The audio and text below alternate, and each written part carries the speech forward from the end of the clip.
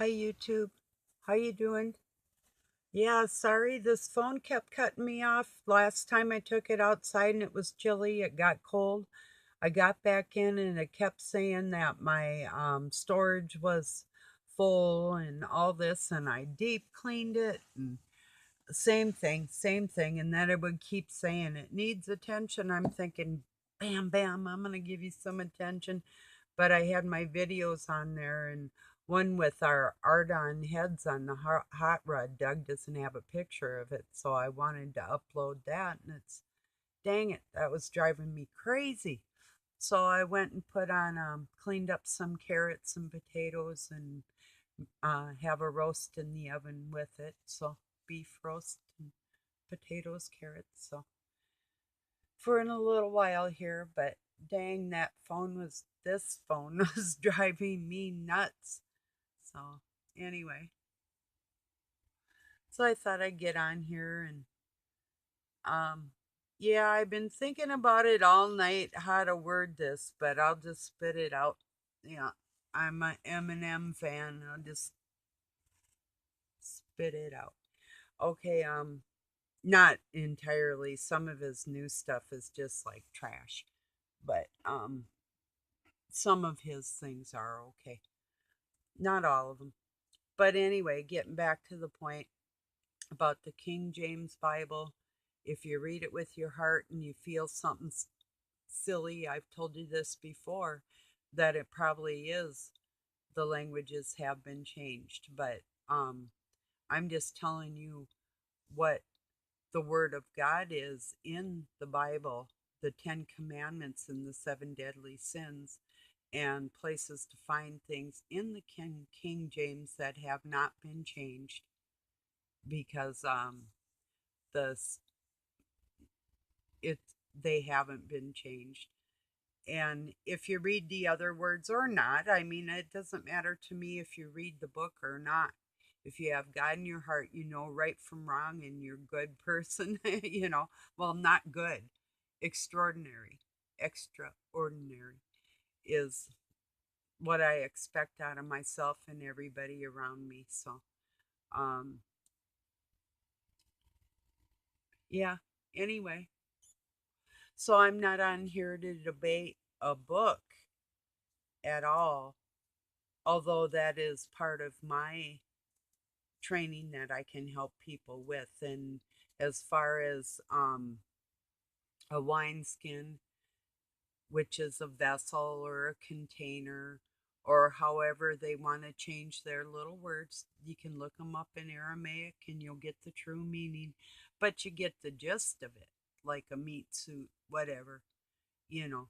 Um, So, but anyway, I'm not gonna argue or debate nothing with nobody. Um, Last night I was so pissed. Satan tried to get me to punch him, and I'm like, not happening. Looking me right in my eyes, goating me, and it's like, ooh.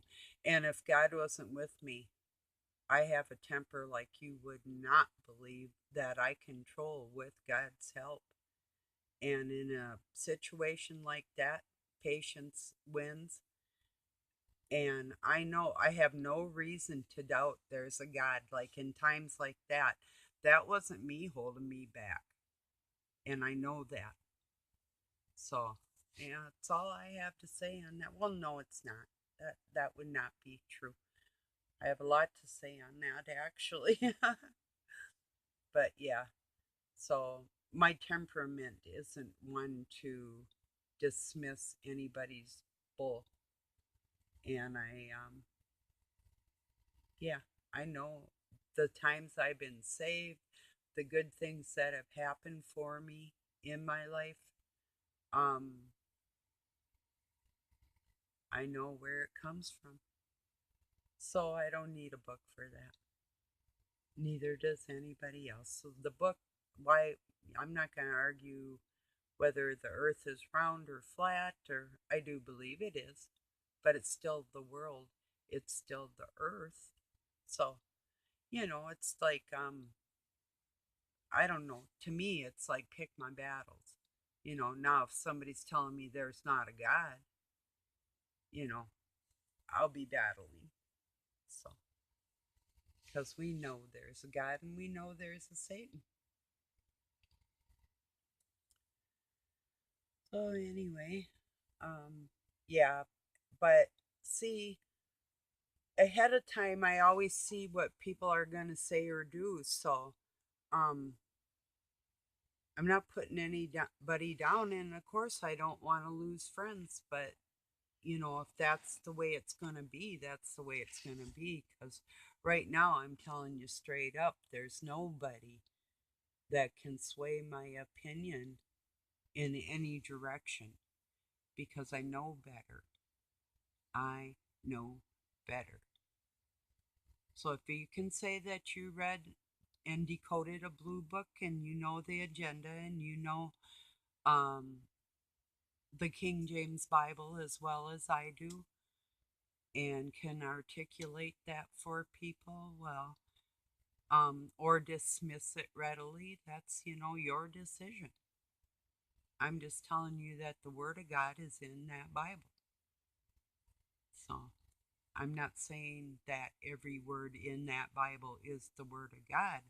I'm saying Robin has a good way of putting that. Robin's Hood, he the even Satan was made by God for these end times. So was the deceiving in this book for the people that may need to learn them little bit of lessons along the way. So if they read it wrong or take it literally, that's what they need to do at that time for themselves. It's like me when I was a little girl, I was thinking, wow, hellfire and damnation, revelations. God's a wicked God, I'm thinking to myself. And then I grew up and I learned what words were and the meaning of it in my heart. And I'm like, wow, actually, everything's a little bit funny. I've found a lot of humor in the Bible. So a lot of horror too, but more humor. I find this whole situation and all the bad stuff and everything quite humorous. Not because I'm evil, because I know what God's doing. So, and nobody gets hurt. We live forever. We're eternal beings. So, I'm internally laughing my ass off at these people that are playing games and they're scared. And the way I roll for like people that are trying to make money off of YouTube and whatever, I have a prayer for them. I see a channel and I ask God, if this is a righteous person, if this is a good or a kind God loving human being, and they're not lying to anybody, let them make money or let them gain friends or let them do whatever they're doing. Let them do it righteously and give them the desires of their heart like that or what they need physically or whatever, whatever good they want, let them have that. That's how I pray. I see a channel, that's how that goes. So then I was watching James Munder, and just yesterday morning I made a statement to Doug because I usually have a habit of getting up and preaching at night. That's just kind of what I do when you're living with um, roughness. It's two different natures, two different extremes. So that's just who I am and what I do and why I'm here. But anyway, back to the people from Honduras and Guatemala. I noticed them on them flatbed trucks. Their shoes. I told Doug yesterday morning, um, just like James Munder, he put a smiley face and he's like, something like, he's laughing his butt off too. He noticed their shoes, how new they were. What I noticed was there was like skater shoes and, this one girl had like a pair of all-star Converse high tops, plum colored or kind of pinkish, and I'm like, I got a pair of Converse. I know what these cost, and it's like, what?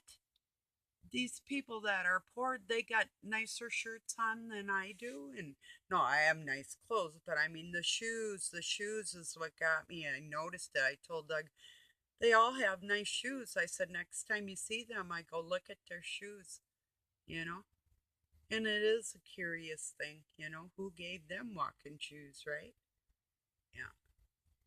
I got a wonderful idea. Why doesn't England, well, first, why doesn't Mexico, since they let these people in, keep them? Go take over the rest of South America, take the equity from all the goods that you can get, and pay America back what you owe us. How's that sound? And then I got another really good idea. How about either England or the Spanish? They were good at that too. Why don't you go back in and invade them countries and take them over and develop them so the people have, and you'll have more jobs aside from a tiny little island that's going to crack and sink pretty soon. That's what I would do personally. Any one of them options, hey, Russia, want a country? Want to develop a country? There's a lot of farmland because I know y'all have problem growing wheat. I worked on a ranch where um, we bought some of them hybrid Russian wheat spores back in it was 1976 in God, what was the name of that town? It was Wolf Point, Montana, real close by there, by Glasgow, Montana. But anyway, big wheat fields of Russian wheat. How funky is that? And it was supposed to be like more bug resistant and bigger yield, great big heads on the things. But then the moisture wouldn't come out of it as good as the little ones did. So they found a problem with it with the moisture content when they went to take it to the mill. So, because you can't, it it spoils. So then there was another time Russia got a little bit pushy with us, and that was about a year after that. And instead of selling our grain to Russia like we were gonna, the farmers were dumping it out of the ground right next to their silos to clean out their silos before they would sell it to Russia. So yeah, and there's a lot of stories with China and the Hereford cow industry, the cattle industry.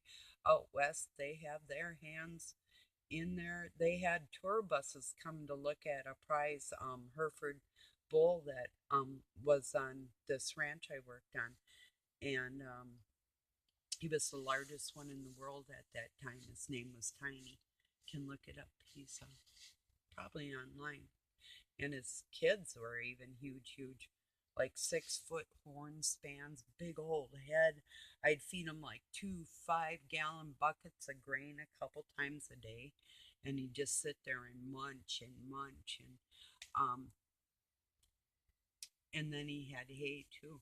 So, but anyway, yeah, the Chinese and the Russians and some other countries, they were on a tour bus. It was for the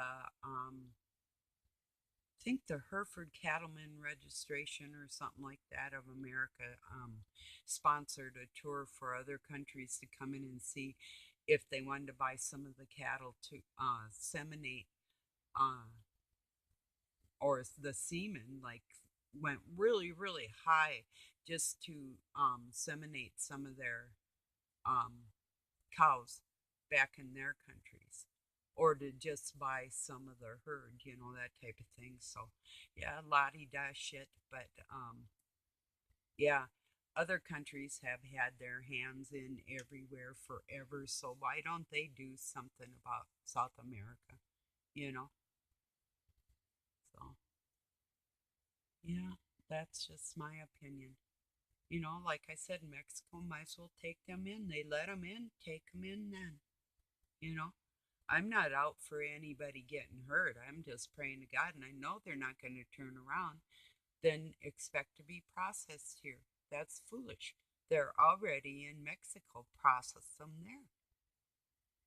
I mean, Mexico owes us so much money. If you knew, you'd be saying, like, what the? And they're just letting these people walk through? No, give them some seeds, send them back about 10 miles, and put them on some farmland. Give them some tents. I lived in a tent till some crops are ready. Grow some food. Damn it. Work. That's what people do. You know, I know Mexico is poor, but there's prosperous places, and they could even dig deep wells, drill wells cheaper than they could process people through countries and all this baloney. So it's just a political move, and everybody's got their fingers in the pie. I do believe um, cartel is my biggest thinking on this, and of course, it's perfect timing for um, voting around here to see what Trump's going to do. You know, it's a big decision. Of course, the decision's already been made, but you know, I like James Munder's idea. Dig a trench that's from the Gulf of Mexico to the Pacific, kind of like a angled line, and um, 10 miles deep and a mile wide. And he said if anybody makes it through to the other side, he'd be waiting there to give him a teddy bear. Hey, I second you, my brother. I'd be right there too. You give him teddy bears and I'll give him candy. you know? Yeah. So, like we could walk through down to Mexico or South America without needing a passport and just walk in their country and say, "Here I am. Take care of me." That's baloney. It doesn't work like that. I mean, of course, the Native Americans are really aware of that, you know? So that's like insult to injury to any Native. Oh, yeah. I got another thing about Pocahontas again sometime. I'll tell you the whole story on that bloodline. Um, oh, no, because it involves Elizabeth Warren saying she was Native American and getting a job fraudulently. That's against the law. Said she was Native and she wasn't, you know, to get the job when they needed people of color in the United States back in the 70s. So that's pretty low life. Oh, I'll just say it real quick. I guess it don't matter. I got that much said now. Um, Maybe I'll make another video though, just to make sure it gets out there like that. But Pocahontas was part of a tribe called the Powhatan, and the chief he was Pocahontas's father um, was named Powhatan. So the Powhatan tribe were never part of the Cheyenne Nation, like Elizabeth Warren stated that the Cheyenne went on the Trail of Tears, and yes, they did.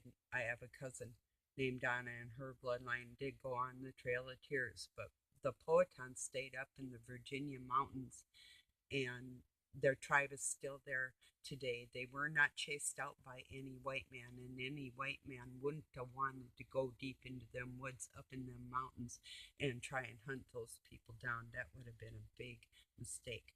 The Powhatan tribe used to travel from all the way down from Florida all the way up to the edges of the eastern part of Canada and back into even Minnesota as far as Lake Superior, where they had offsprings and cousins that mixed from Canada all the way across into the plains with the Ojibwe.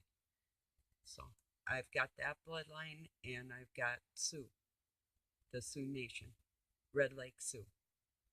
Um, so, and my grandfather was Albert Slauson. His grandfather Daniel was a minister, uh, a missionary minister for the Ojibwe tribe in Wisconsin. So that's just a little on some of my blood. I've got all kinds of it. So if you go back in my videos, you'll see that I've never said that everything in the King James Bible was absolute from God. All I've ever said is the same thing as Robin said. The word is in there. You do have to read it with your heart, and you have to read it sensibly, not like I say, if something sounds a little crazy or off, it is. Look up the real word. Supply a real word that means the same thing, perhaps, or actually look up the word, dig back to the root languages, and get to the bottom of things. So, yeah. Anyhow. Oh, get it? How? Ha ha. How funny is that? So, yeah. Oh, and there's more on the Pocahontas story, of course, with John Rolfe and John Smith, and um, how the English and the native bloodline mixed to make a person like me, you know. So, and I got a video that talks about bloodlines and being related to everybody, how I can trace my bloodline back to several countries. So, well, I'm going to let you go. I think it's about time for me to kick back. I'll be back tomorrow, I'm pretty sure, unless I'm too tired. It depends on if I'm building or what's going on. It might be rainy, and we might get a little done anyway because it is inside, but we'll see. It does have to be. We both work the same kind of way. Like when we work, it's like get a whole bunch done all at once, you know. So just bust our butts till that type of feeling. Well, we work every day, but doing stuff, but special projects when we have to get it done, it's like, dang, just got to get it done. So, all right, everybody, thank you for joining me, and peace and love from Pine City, Minnesota, USA. Have a good day, night, wherever you're at, and just consider, we didn't make ourselves. We have hearts. They work. God's in there. Christ is in there. You know, it's a fact. You know, I've been saved. My life's been saved so many times. I'm like, oh God, you rang, ding a ling a ling.